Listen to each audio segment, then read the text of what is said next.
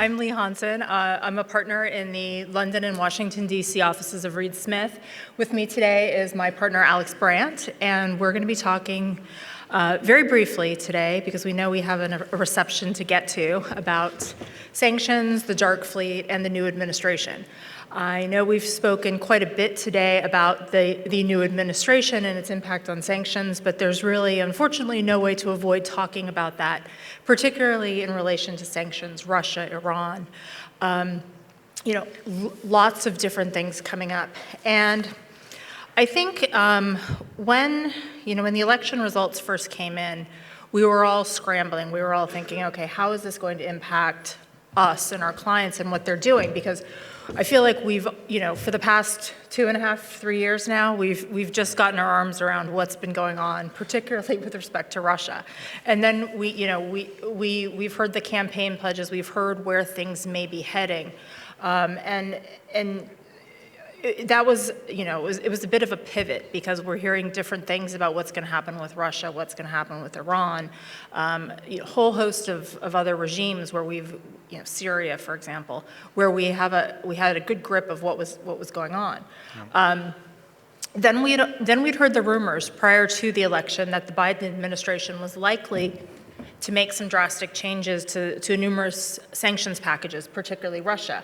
I don't think we were quite prepared, though, for the onslaught of sanctions that really did hit us in the run-up to the election and on Biden's way out. Alex is going to be talking a little bit about some of those points, particularly in the context of Russia and the dark fleet, and where we landed on that and where we might be heading on that. But first, I just want to briefly talk about what the new administration has done recently since the new president has taken over. And I think, it's something we've been talking about all day, really, is this whole issue of tariffs. Tariffs. It was hardly a surprise, given that his campaign promise was that he was going to be imposing tariffs. There were big threats made against China, against Mexico, against Canada. And so really within the past 2 weeks, and we've seen this, just last week, President Trump imposed a number of executive orders imposing the threat of tariffs on both Canada and Mexico, and then China. And as we all know, those tariffs have been walked back a bit with respect to China and Mexico. In China, still in place. I think what's really interesting from a sanctions perspective, though, on these tariffs, tariffs are nothing new, is really how he decided to impose those tariffs using IEEPA, which is a sanctions tool rather than a trade remedies tool. And the justification for that has been, according to President Trump and his administration, is that there is a national emergency, there is a threat to U.S. national security, and that's why he's using IEEPA for this.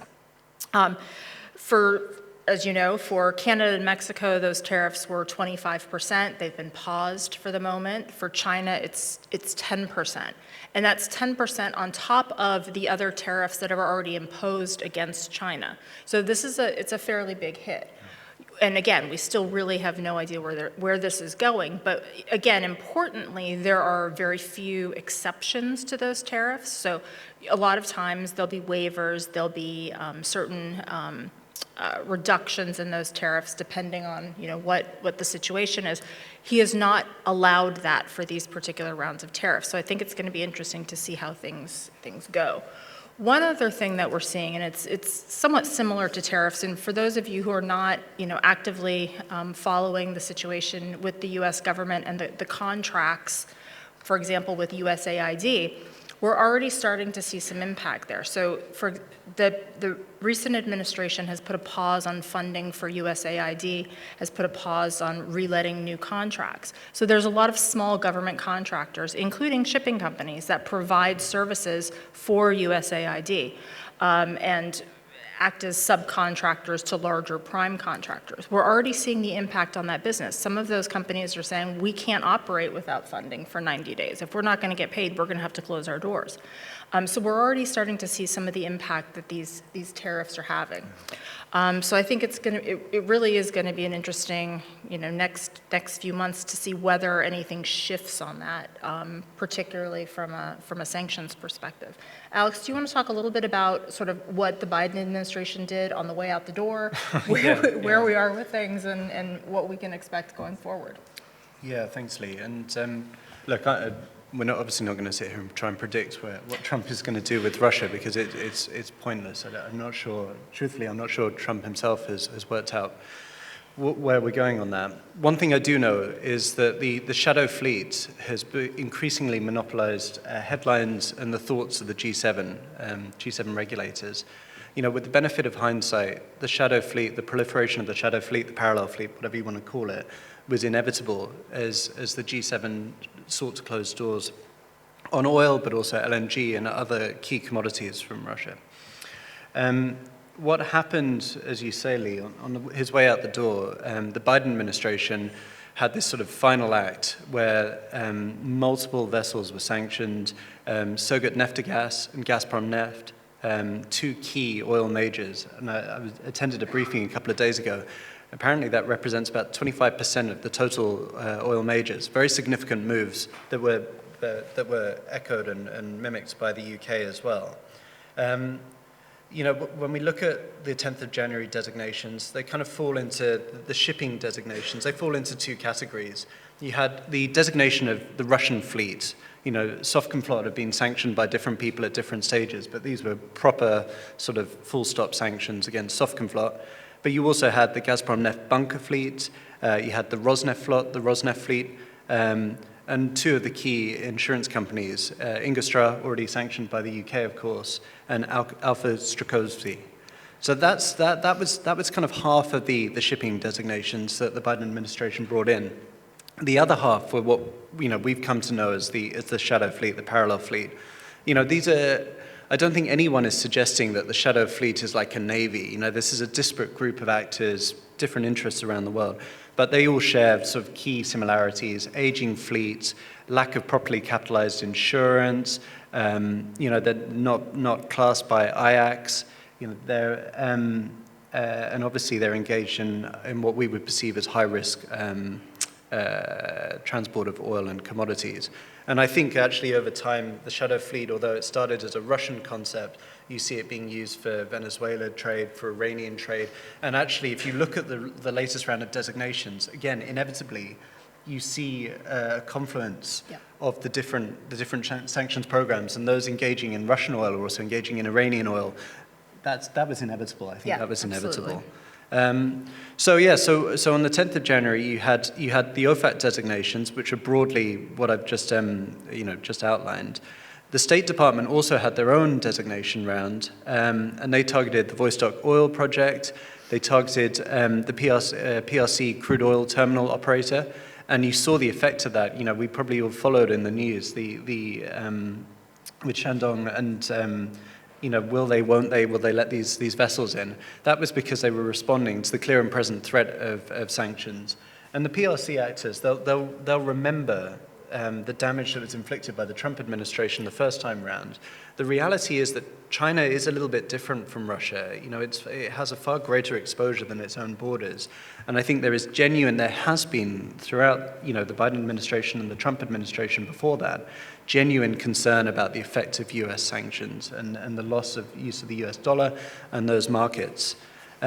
So that is, in terms of hard sanctions, that's where we ended up on the 10th of January. But the efforts of the G7 surrounding the shadow fleet are not limited, I think, just to designating individuals, entities, ships. You also see a sustained pattern of designations now against those intermediate oil traders, many of whom are DMCC or FZE entities operating in the Middle East. Before Christmas, we had Two Rivers, ex-Coral, designated by the UK. That caused really, I think, profound ripples through the industry. A lot of large players still had exposure, as we found out. Christmas ruined. so you had the target of those intermediate actors, but then you've got other steps. Sanctions aren't the only tool in the regulator's arsenal. And we were speaking to the UK Foreign Office the other day. They're massively increasing their outreach against flag registries. They recognise that sanctions is but one lever. And so there's that educational piece, that carrot and stick with the flag registries. What can we do for you? And I was surprised, impressed, maybe the wrong word, but it's clear that the UK, at least, is willing to give up significant political capital on this issue. That's how important the UK regulator treats it. And if it's happening in the UK, and obviously as a Brit, I'm closer to that jurisdiction, but I can equally imagine that it's the same in the US and the EU as well. So that's one area. I think the other area, and I've sort of left the best for last really, is sales into the shadow fleet, the sale of second-hand tankers. And many of you in this room will be aware of a sustained media sort of campaign, different journalists around the UK and the EU investigative journalism into how did the shadow fleet proliferate from a couple of hundred vessels, soft conflot vessels, to 600, 700, depends on how exactly you define the shadow fleet. There's a lot of ships out there, and that has become a key concern for government, and as I say, we've seen this media campaign recently as well. I know that the UK government is trying to work out how to deal with this. And it's been explained to them, believe me, it's been explained to them, that it is a very difficult thing to deal with. Because, if I sell my car to a drug dealer, am I responsible for that action? There's obviously due diligence we can do, due diligence we should do. But depending on where you look in the shadow fleet, as I say, it's not one navy.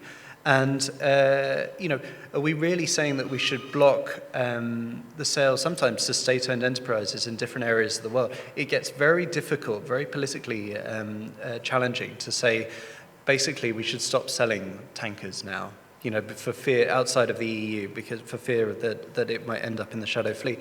But as I say, a large number of people in this room will be aware that it's become very, very challenging selling tankers now. There's been a lot of clampdown on escrow agents and finding finances, banks, lawyers willing to act on it. A lot of caution around it. And I know, on the other hand, that the regulators are trying to find out ways on which to enforce it, because they are getting that media piece saying, how can it be that on your watch, the dark fleet has proliferated to 600-700 vessels? So, as we go forward, that will not change. That if I was a betting man, if I was going to predict on what is going to happen next, that's going to be the key focus bit. I think the shadow fleet. And just I guess one other point. Quite interestingly, and again, the UK government was quite keen on this. There was a question posed, and it's a question that they've jumped upon, which is saying, okay, we say that we don't have jurisdiction over these tankers anymore, but these tankers need to get out. If they're loading at Baltic ports, they need to get out, and they're going through the Dover Straits, they're going through the Danish Straits. How can that be? And so we saw in the last couple of months an initiative, initially by the UK, but it's expanded. Denmark is a key contributor now, to using VHF, radioing these tankers as they go through these straits and saying, hey, we need to know what insurance you have. And they say, so voluntary, we're mindful of UNCLOS, we're not stepping on any toes, we're not breaking any international laws, but tell us what your insurance is. And if you don't, something may happen to you. And what has happened, and the UK has published this, is saying that in some cases, those tankers that didn't respond going through the Dover Straits, they've been sanctioned. So in sum then, the shadow fleet is a problem that has grown and grown and grown. It was, with hindsight, probably something that was always going to happen with G7 price cap and the other sanctions we had. And now trying to control that, trying to retain that, contain that, is proving very challenging for the regulators. And they're reaching for lots of different levers to try and now claw back some of the damage.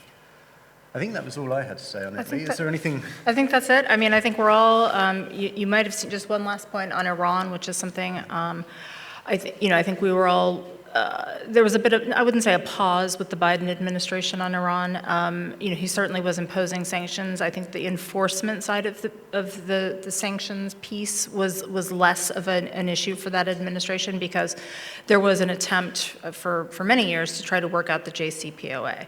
I think that's likely to be completely off the table at this point in time. We saw just last week the Trump administration issued a very robust statement about Iran and the fact that they're planning on engaging in very, very robust enforcement going forward. So I think that's going to be a space to watch. And not just focusing on Iranian players, but also the supporting actors. They were specifically calling out China, the UAE, and India to some extent. So it'll be interesting to see where that one goes as well.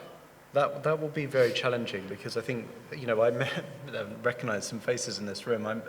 We met many of you in that initial round, Trump versus Iran, Mark I, the oil seizures, that passenger designations, and there's nothing that I've seen or heard that suggests we're not going to be back in that paradigm. Absolutely. Which is obviously a real threat to shipping. Yeah.